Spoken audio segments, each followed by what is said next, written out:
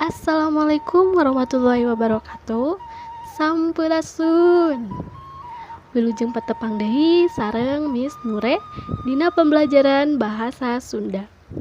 Hari ini kita akan mempelajari sisindiran. Ada yang tahu nggak nih apa itu sisindiran?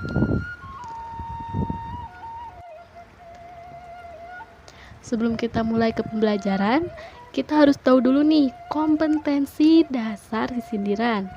Yang pertama, memahami dan mengidentifikasi bentuk, struktur teks, aspek kebahasaan, dan fungsi sosial puisi sisindiran.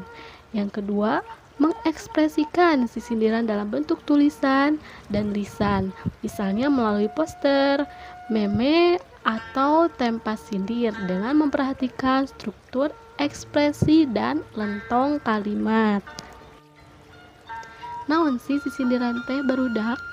Sisindiran teh asalna dina kecap sindir anu hartina nyaeta omongan anu dibalibirkeun atawa henteu togmol. Jadi sindiran itu asalnya dari kecap sindir yang artinya perkataan yang diucapkan kepada seseorang ataupun suatu hal tidak secara langsung ke intinya. Nah, dina sastra Indonesia mah sisindiran teh sok disebut oge pantun. Baheula mah aya anu disebut tradisi tempas sindir atawa membalas pantun.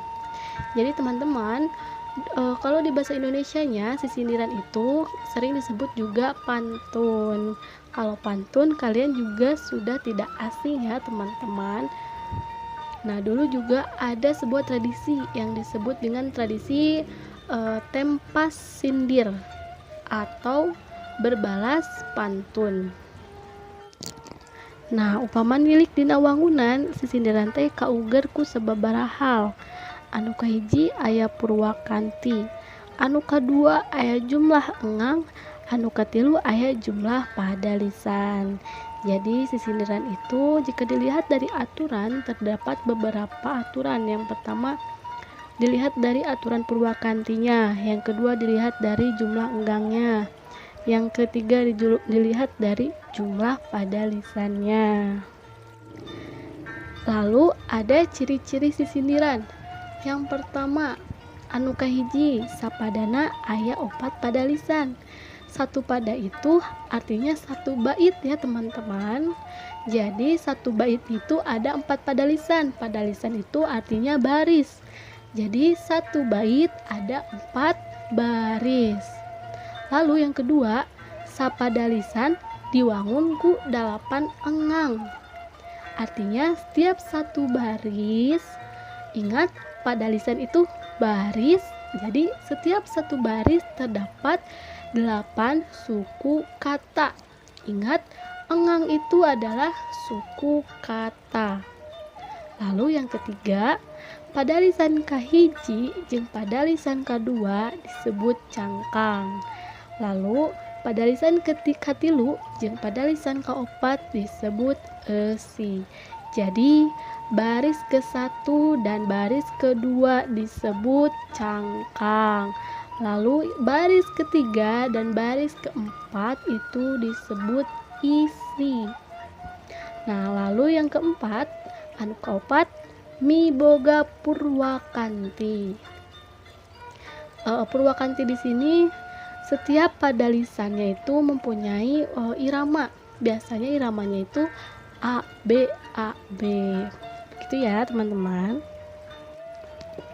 Nah, teman-teman, berikut adalah salah satu dari contoh sisindiran ataupun pantun.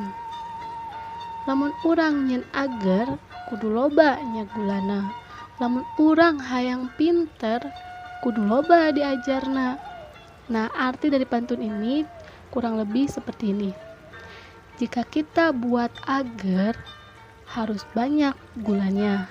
Jika kita ingin pinter harus banyak belajarnya. Nah, itu adalah arti dari sisindiran yang tadi. Sekarang kita akan mengidentifikasi bersama-sama dari sisindiran ini. Oke, yang pertama kita akan mengenal pada dan padalisan. Mana sih yang disebut pada itu? Yang disebut pada itu adalah ini nih, satu bait. Kalau di bahasa Indonesianya satu bait ya teman-teman. Ini 4 baris. Nah, untuk baris pertama disebut pada lisan atau pada lisan kahiji. Lalu baris kedua disebut pada lisan kadua. Lalu baris ketiga disebut pada lisan katilu. Lalu baris keempat disebut pada lisan kaopat. Awas jangan sampai tertukar pada dan pada lisan. Lalu selanjutnya pada sebuah sisindiran terdapat aturan jumlah suku kata atau engang. Harus ada 8 suku kata, tidak boleh lebih, tidak boleh kurang. Lalu bagaimana cara menghitung engang dari atau jumlah suku kata dari sebuah pantun? Kita lihat dari pada lisan pertama atau baris pertama. Nah, kita hitung dari pertama. Lamun, urang, nyieun, ager. Ada berapa tuh? Ada 8 suku kata. Oke, kita hitung yang pada lisan kedua. Kudu loba nyagulana. Kudu loba nyagulana. Ada berapa? Ada 8 enggang. Lalu yang pada lisan ketiga, lamun urang hayang pinter. Lamun urang hayang pinter. Ada 8 juga. Lalu yang pada lisan keempat atau baris keempat, kudu loba diajarna. Kudu loba diajarna. Nah, ada 8 engang. Purwakantinya.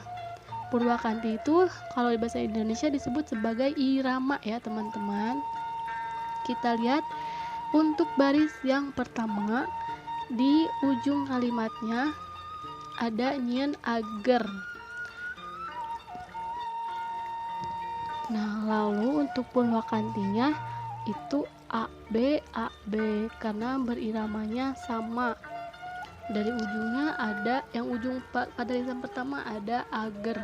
Lalu ujung pada lisan kedua ada gulana. Lalu ujung pada lisan ketiga ada ger lagi atau ter.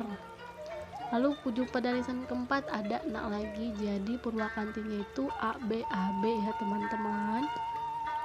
Gimana? Sudah paham sampai di sini? Kalau ada yang belum paham boleh tanyakan langsung ke Miss Nure. Oke teman-teman, untuk pembelajaran kita hari ini kita cukupkan sampai di sini ya.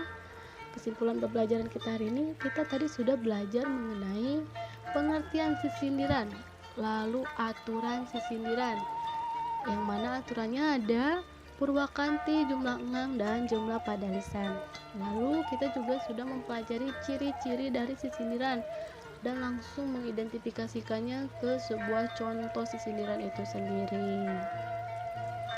Untuk pertemuan selanjutnya kita akan mempelajari rarakitan, paparikan, dan wawangsalan. Itu masih termasuk ke dalam sebuah sisindiran ya teman-teman. Oke, untuk pembelajaran kita hari ini kita cukupkan sampai di sini. Wassalamualaikum warahmatullahi wabarakatuh. Hatur nuhun sadayana.